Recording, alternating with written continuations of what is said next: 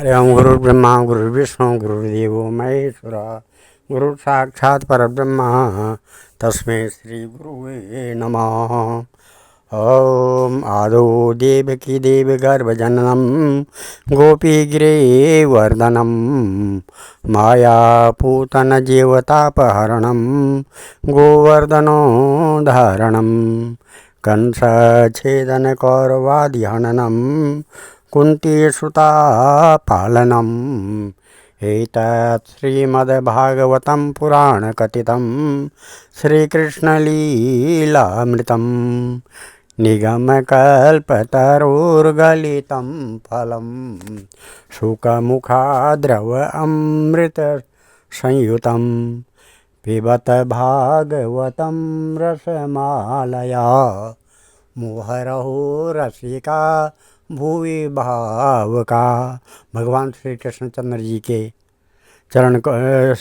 नारायण भगवान के चरण कमलों में नतमस्तक होकर के मैं गुरु श्री वेद व्यास जी, गुरु श्री माधवाश्रम जी, गुरु श्री नारद जी, गुरु श्री सुखदेव जी, गुरु श्री शुद्ध जी के चरण कमलों में नतमस्तक होकर के ये श्रीमद् भागवत महापुराण नवम स्कंद का 16वां और 17वां अध्याय पढ़ने जा रहा हूँ, जिसमें आज का प्रसंग है परशुराम जी के द्वारा क्षत्रिय संहार और विश्वामित्र जी के वंश की कथा। और 17वां है क्षत्र वृद्ध रजि आदि राजाओं के वंश का वर्णन। ये 2 अध्याय करने जा रहा हूँ आज मैं। श्री शुकवाच पितृपशिक्षतो रामस्तथेति कुरुनन्दन संवत्सरं तीर्थयात्रां चारित्वाश्रममाव्रजत्। कदाचित् रेणुका याता गंगाया पद्ममालिनं गन्धर्वराजं क्रीडन्तम् अप्सरो विरपश्यत। विलोकयन्ती क्रीडन्तम् उदकार्थं नदीं गता होमबेलं च सस्मार किञ्चित् चित्रथ स्प्रिया। कालत्ययमितं विलोक्य मुने शाप विशंकिता आगत्य कलशं स्तस्थो पुरोधाय कृताञ्जलिः। व्यभिचारं मुनिर्ज्ञात्वा पत्न्या प्रकुपितो ब्रवीत अग्नक्तेनं पुत्रका पापाम् इत्युक्तास्ते चकंपरे। श्री सुखदेव जी कहते हैं, परीक्षित अपने पिता की यह शिक्षा भगवान परशुराम ने जो आज्ञा कहकर स्वीकार की, इसके बाद वे 1 वर्ष तक तीर्थ यात्रा करके अपने आश्रम पर लौट आए। एक दिन की बात है, परशुराम जी की माता रेणुका गंगा तट पर गई हुई थी। वहाँ उन्होंने देखा कि गंधर्वराज चित्ररथ कमलों की माला पहने अप्सराओं के साथ विहार कर रहा है। वे जल लाने के लिए नदी तट पर गई थी, परंतु वहाँ जल क्रीड़ा करते हुए गंधर्व को देखने लगी और पतिदेव के हवन का समय हो गया है, इस बात को भूल गई। उनका मन कुछ चित्ररथ की ओर खींच भी गया था। हवन का समय बीत गया, यह जानकर वे महर्षि जमदग्नि के शाप से भयभीत हो गई और तुरंत वहाँ से आश्रम पर चली आई। वहाँ जल का कलश महर्षि के सामने रखकर हाथ जोड़कर खड़ी हो गई। जमदग्नि मुनि ने अपनी पत्नी का मानसिक व्यभिचार जान लिया और क्रोध करके कहा, मेरे पुत्रों, इस पापनी को मार डालो। परंतु उनके किसी भी पुत्र ने उनकी वह आज्ञा स्वीकार नहीं की।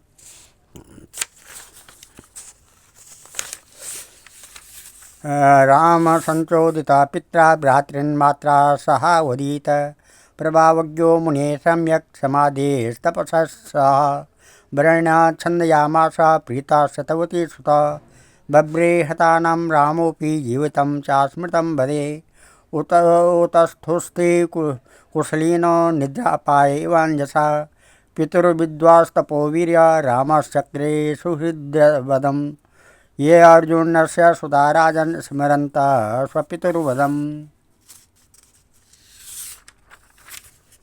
रामवीर्या पराम्बूता लेवरे सर्वनकचित् एकदा आश्रमो मतो रामे सम्भ्रातरि वनं गते वैरं शिशार इसवो लब्धछिद्रा उपागमन् दृष्ट्वाज्ञागार आसीन्नमावेशित धियं मुनिं भगवत्युत्तमश्लोके जघ्नुस्ते पावनिश्चया याच्यमाना कृपणया राममात्रादिदारुणा प्रसह्यासुरा उत्कृत्या निन्युस्ते छत्रबन्धवा रेणुका दुःखशोकार्ता निघ्नत्यात्मानम् आत्मना राम रामेहि तात्येति विचुक्रोशो चक्रे सती तदुपसृत्य दूरस्तु हा रामेत्यार्तवत्सनं त्वरयाश्रममासाद्य ददृशे पितरं हतं तत् दुःखरोषाम् अर्षाति शोक वेग विमोहिता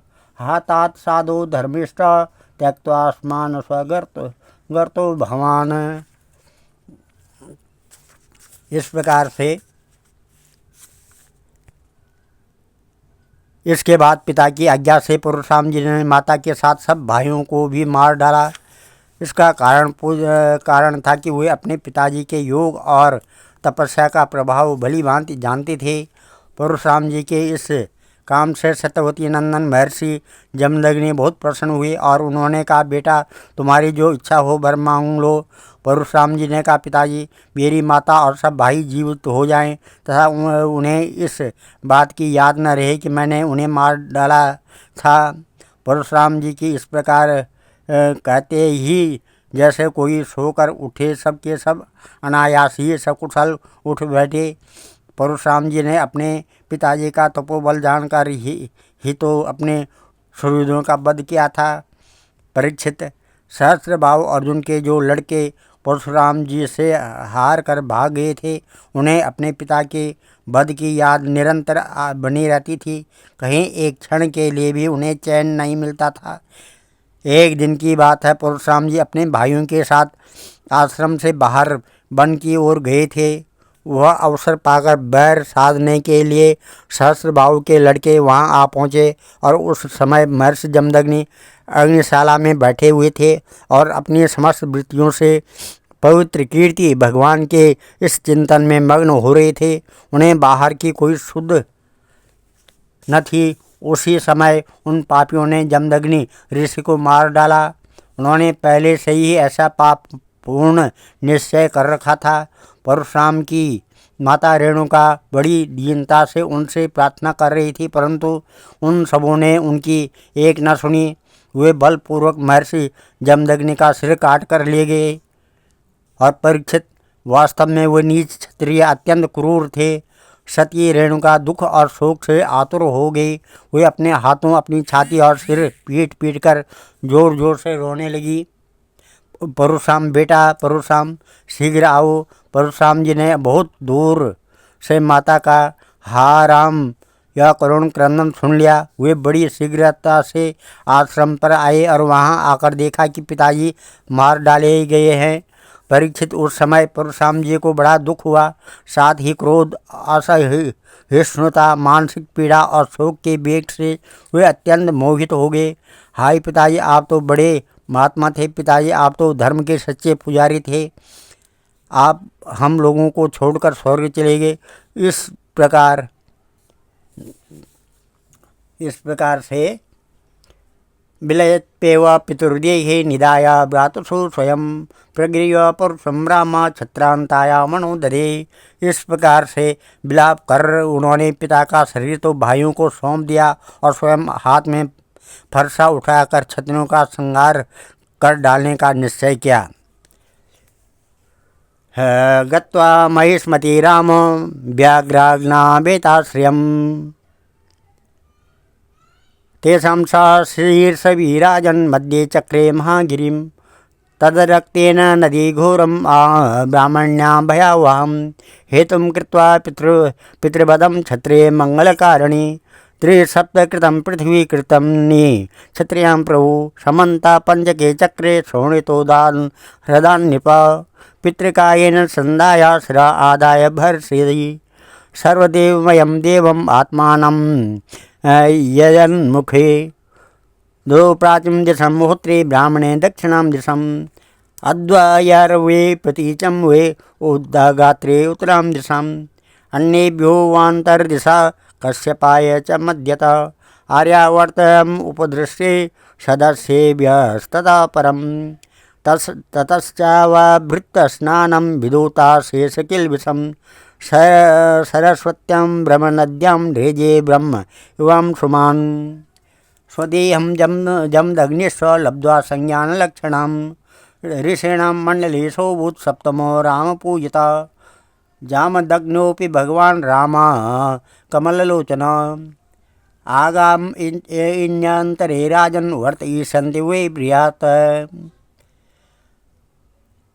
आस्तेऽध्यापि महेन्द्रादो न्यस्तदण्डं प्रशान्तरी उपगीयमानचरिता सिद्धगन्धर्वचारणे। इस प्रकार से परीक्षित परशुराम जी ने महिष्मती नगरी में जाकर सहस्त्रबाहु अर्जुन के पुत्रों के सिरों को से नगर के बीचों बीच एक बड़ा भारी पर्वत खड़ा कर दिया। उस नगर की शोभा तो उस ब्रह्मघाती नीच क्षत्रियों के कारण ही नष्ट हो चुकी थी। उनके रक्त से एक बड़ी भयंकर नदी बह निकली, जिसे देखकर ब्राह्मण द्रोहियों का हृदय भय से कांप उठता था। भगवान ने देखा कि वर्तमान क्षत्रिय अत्याचारी हो गए हैं, इसलिए राजन उन्होंने अपने पिता के वध के निमित्त बनाकर 21 बार पृथ्वी को क्षत्रिय विहीन कर दिया और कुरुक्षेत्र के समंत पंचक में ऐसे ऐसे 5 तालाब बना दिए जो रक्त के जल से भरे हुए थे।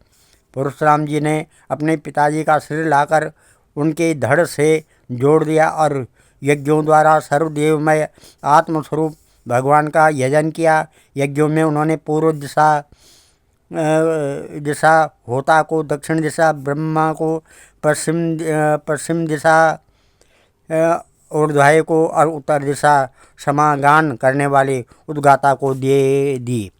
इस प्रकार अग्निकोण आदि विदिशाएँ ऋतुजों को दी, कर सब्जी को मध्य भूमि दी, उपद्रष्टा को आर्यावर्त दिया तथा दूसरे सदस्यों को अन्यान्य दिशाएं प्रदान की। इसके बाद यज्ञांत स्नान करके हुए समस्त पापों से मुक्त हो गए और ब्रह्म नदी सरस्वती के तट पर मेघ रहित सूर्य के समान शोभायमान हुए। महर्षि जमदग्नि को स्मृति रूप संकल्पमय शरीर की प्राप्ति हो गई। परशुराम जी ने सम्मानित होकर हुए सप्त ऋषियों के मंडल में 7वें ऋषि हो गए। परीक्षित कमल लोचन जमदग्नि नंदन भगवान परशुराम आगामी मनवंतर में सप्त ऋषियों के मंडल में रहकर वेदों का विस्तार करेंगे। वे आज भी किसी प्रकार दंड न देते हुए शांत चित्त से महेंद्र पर्वत पर निवास करते हैं। वहाँ सिद्ध गंधर्व और चारण उनके चरित्र का मधुर स्वर गान करते रहते हैं। एवं भृगुषु विश्वात्मा भगवान हरिश्वर अवतीर्य परम भारम भुवनो हम बहुसौ नृपान। सर्वशक्तिमान विश्वात्मा भगवान श्री हरि ने इस प्रकार भृगुवंशियों में अवतार ग्रहण करके पृथ्वी के भारभूत राजाओं का बहुत बार वध किया। इस प्रकार से गादार भूत महातेजा समिद्धम इव पावका तपसा छात्र उत्सृज्य यो लेव्यो ब्रह्म वर्चसम विश्वामित्रस्य चैवासन पुत्रा 100 नृप मध्यमस्तु मधुच्छन्द स एव ते पुत्रं कृत्वा सुनोसेपं देवरातं च भार्गवम् आजीगर्तसुतानाहं ज्येष्ठ एष प्रकल्पतां यो वे हरिश्चन्द्रमखे विक्रीत पुरुष पशु स्नाता देवात् प्रजेशादीन् मोचे पाशबन्धनात् यो रातो देव यजने देवर्षे गन्धसु तापस देवरात इदं ख्यात सुनसो सेपास भार्गव ये मधुच्छन्द सौज्येष्ठा कुशलं मेनिरये च तत् असपत्तान्मुनि क्रुद्धो म्लेच्छा भवत दुर्जना स होवाच मधुच्छन्दा सार्धं पश्चात् सदा तथा यन्नो भवान् संजानीते तस्मिन् मिष्टामहे वयं येषं मन्त्रदृशं चक्रुस्त्वामवञ्चस वयं स्मयि विश्वामित्रा सुदानाहं वीरवन्तो भविष्यत एमानं मेणुं गृह्यन्तो वीरवन्तमकर्म माम् एष युवा कृषका वीरो देवरातास्तमन्युता अन्ये चाष्ट कहारिता जयक्रतु मदादय एवं कौशिका गोत्रं च विश्वामित्रे पृथक विदं प्रवरांतरमापन्न तद्दिवचेवं प्रकल्पितम्। महाराज गादि के पुत्र हुए प्रज्वलित अग्नि के समान परम तेजस्वी विश्वामित्र जी, उन्होंने अपने तपोबल से क्षत्रित्व का त्याग करके ब्रह्म तेज प्राप्त कर लिया था। परीक्षित, विश्वामित्र जी के 100 पुत्र थे। उनमें बिचले पुत्र का नाम था मधुछंदा, इसलिए सभी पुत्र मधुछंदा के ही नाम से विख्यात हुए।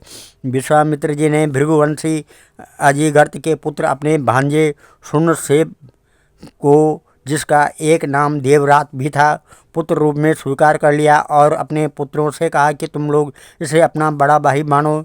यह वही प्रसिद्ध भृगुवंशी शुनसेब था जो हरिश्चंद्र के यज्ञ में यज्ञ पशु के रूप में मूल लेकर लाया गया था।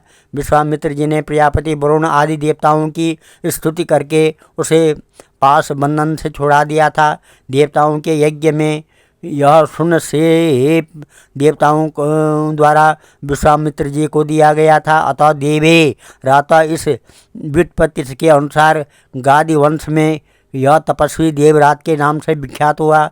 विश्वामित्र जी के पुत्र में जो बड़े थे उन्हें शुनसेब को बड़ा भाई मानने की बात अच्छी न लगी। इस पर विश्वामित्र जी ने क्रोधित होकर उन्हें शाप दे दिया कि दुष्टो, तुम सब म्लेच्छ हो जाओ। इस प्रकार जब 49 भाई म्लेच्छ हो गए तब विश्वामित्र जी के बिचले पुत्र मधुछंदा ने अपने से छोटे 50 भाइयों को के साथ कहा, पिताजी, आप हम लोगों को जो आज्ञा करते हैं हम उनका पालन करने के लिए तैयार हैं। यह कहकर मधुछंदा ने मंत्र दृष्टा शुनसेब को बड़ा भाई स्वीकार कर लिया और कहा कि हम सब तुम्हारे अनुयायी हैं, छोटे भाई हैं। तब विश्वामित्र जी ने अपने इस आज्ञाकारी पुत्रों से कहा, तुम लोगों ने मेरी बात मानकर मेरे सम्मान की रक्षा की है, इसलिए तुम लोगों ने जैसे सुपुत्र प्राप्त करके मैं धन्य हूँ। मैं तुम्हें आशीर्वाद देता हूँ कि तुम्हें भी सुपुत्र प्राप्त होंगे। मेरे प्यारे पुत्रों, यह देवरात शुनसेब भी तुम्हारे ही गोत्र का है और तुम लोग इसकी आज्ञा में रहना। परीक्षित, विश्वामित्र जी के अष्टक, हारित, जय और क्रोतमान आदि और भी पुत्र थे। इस प्रकार विश्वामित्र जी की संतानों से कौशिक गोत्र में कई भेद हो गए और देवरात को बड़ा भाई मानने के कारण उसका प्रवर ही दूसरा हो गया। अब हम ये 17वां अध्याय शुरू करने जा रहे हैं, जिसमें छत्रवृद्धि राज आदि राजाओं के वंश का वर्णन है। श्री शुकवाच, या पुरुर्वसा पुत्र आयुस्तस्या भवन सुता नवस छत्रवृद्धस रजिरम्भस वीर्यवान् अनेना इदं राजेन्द्र शृणु छत्रवृद्धो न्वयम्। छत्रवृद्ध सुतस्यासन् सुहत्रास्यात्मजास्त्रया काश्य कुशो गृहत्सत इदं वृत्समदा भूत्। शुनक शुनको यत्स बौवाच प्रवरो मुनि काश्य काश्यपुत्रो राष्ट्रो दीर्घतम पिता धन्वन्तरिदेतम आयुर्वेद प्रवर्तक यज्ञ भुग वसुदेवांश स्मृतमात्रार्तिनाशन तत्पुत्र केतुमानस्य यज्ञे भीमरथस्ततः। अब हम ये 17वें अध्याय में छत्रवृद्ध रज आदि राजाओं का वंश वर्णन करते हैं। श्री सुखदेव जी कहते हैं, परीक्षित, राजेंद्र पुररवा का एक पुत्र था आयु, उसके 5 लड़के हुए। नहुष, छत्रवृद्ध, रज, शक्तिशाली, रम और अनेना। अब छत्रवृद्धि का वंश सुनो। छत्रवृद्धि के पुत्र थे सुहोत्र और सुहोत्र के 3 पुत्र हुए, काश्य, कुश और गृहत्सद। गृहत्सद का पुत्र हुआ शुनक। इसी शुनक के पुत्र ऋग्वेदियों में श्रेष्ठ मुनिवर शौनक जी हुए। काश्य का पुत्र काशी, काशी का राष्ट्र का दीर्घतमा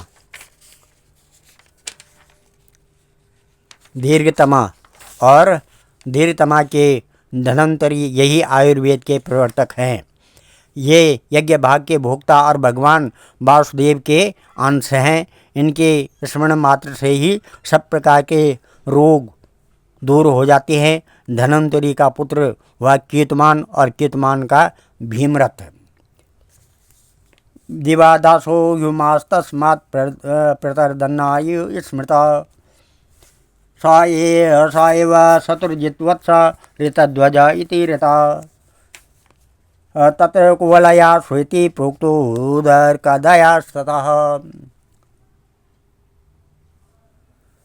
षष्ठिवर्ष सहस्राणि षष्ठिवर्ष शतानि च नालकर्दपरो राजन् मेदिनी पूजेयुः अलङ्कारात् सन्तति तस्मात् सुनीतोऽथ सुकेतन धर्मकेतु सुतस्तस्मात् सत्यकेतुर्राजयत। इस प्रकार से दृष्टकेतु सुतस्तस्मात् सुकुमार क्षितीश्वर वीतिहोत्र से भार्गवतो भार्गभूमि रता नृप इति में काश्यो भूपा छत्रवृद्धान्वयायेन रम्भस्य रम्भस पुत्रो गम्भीराचक्रियस्तथा तस्क्षेत्रे ब्रह्मयज्ञे शृणुवंशमणेन स शुद्धस्तत्र शुचि तस्मात् त्रिककुद्ध धर्मसारथी। धर्मसारथी इस प्रकार से भीमरथ का दिवोदास और विदोदास का धूमान, जिसका एक नाम प्रतरदन भी था, इसी धूमान शत्रुजित वत्स ऋतध्वज और कुवलायश्व के नाम से भी प्रसिद्ध है। धूमान के ही पुत्र अलर्क आदि हुए। परीक्षित, अलर्क के सिवा और किसी राजा ने 66,000 वर्ष तक युवा रहकर पृथ्वी का राज्य नहीं भोगा। अलर्क का पुत्र हुआ संतति, संतति का सुनीत, सुनीत का सुकेतन और सुकेतन का धूमकेतु और धर्मकेतु का सत्यकेतु और सत्यकेतु से धृष्टकेतु और धृष्टकेतु से राजा सुकुमार, सुकुमार से वीतिहोत्र और वीतिहोत्र से भर्ग और भर्ग से राजा भार्ग भूमि का जन्म हुआ। ये सब के सब छत्रवृद्धि के वंश में काशी से उत्पन्न नरपति हुए। रम्भ के पुत्र का नाम था रमस, उससे गंभीर और गंभीर से आक्रिय का जन्म हुआ। आक्रिय की पत्नी से ब्राह्मण वंश चला। अब अनेना का वंश सुनो। अनेना का पुत्र था शुद्ध, अशुद्ध का शुचि और शुचि का त्रिकूद और त्रिकूद का धर्मसारथी। तथा सांद्रयो यज्ञे कृतकृत्यास आत्मवान रजे पंचशतान्यासन पुत्राणाम अविमोतजसाम देवैरभ्यर्थितो दैत्यान् हृत्वेन्द्राय ददास दिवम् इंद्रस्तस्मै पुनर्दत्त्वा गृहीत्वा चरणो रजे आत्मानं अपरयामास प्रह्लादाय ऋसंकितः पितुर्युपरते पुत्र याचमानाय नो दधु त्रिविष्टपं महेन्द्राय यज्ञभागान् समादहु गुरूणां हूयमानाग्नो बलभिततनयाय रजे अवदित प्रशंसितान् मार्गनं कस्येदवैश्रिता कुशात् प्रति छात्रवृद्धाता संजायात् सुतो जय तथा कृत्वा कुतस्यापि यज्ञे हर्यवनो नृप स देवास्ततो हीनो जयसेनासु संस्तुत शङ्कितस्तस्य च जय छत्रधर्म महारथ छत्रवृद्धान्वया भूपा शृणुवंशं च नाहुषात। इस प्रकार से धर्मशास्त्री के पुत्र थे शांतरय, और शांतरय के आत्मज्ञानी होने के कारण कृत्य थे और संतान की आवश्यकता न थी। परीक्षित, आयु के पुत्र रज के अत्यंत तेजस्वी 500 पुत्र थे। देवताओं की प्रार्थना से रज ने दैत्यों का वध करके इंद्र को स्वर्ग का राज्य दिया, परंतु वे अपने प्रहलाद आदि शत्रुओं से भयभीत रहते थे, इसलिए उन्होंने वह स्वर्ग फिर रज को लौटा दिया और उनके चरण पकड़कर उन्हीं को अपनी रक्षा का भार भी सौंप दिया। जब रज की मृत्यु हो गई तब इंद्र के मांगने पर भी रज के पुत्रों ने स्वर्ग नहीं लौटाया, वे स्वयं ही यज्ञों का भाग भी ग्रहण करने लगे। तब गुरु बृहस्पति जी ने इंद्र की प्रार्थना से अविचार विधि से हवन किया, इससे वे धर्म के मार्ग से भ्रष्ट हो गए। तब इंद्र ने अनायास ही उन सब रज के पुत्रों को मार डाला, उनमें से कोई भी न बचा। छत्रवृद्धि के पौत्र कुश प्रति से संजय और संजय से जय का जन्म हुआ।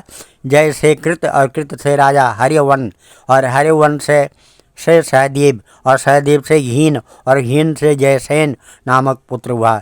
जयसेन का सांकृति पुत्र हुआ।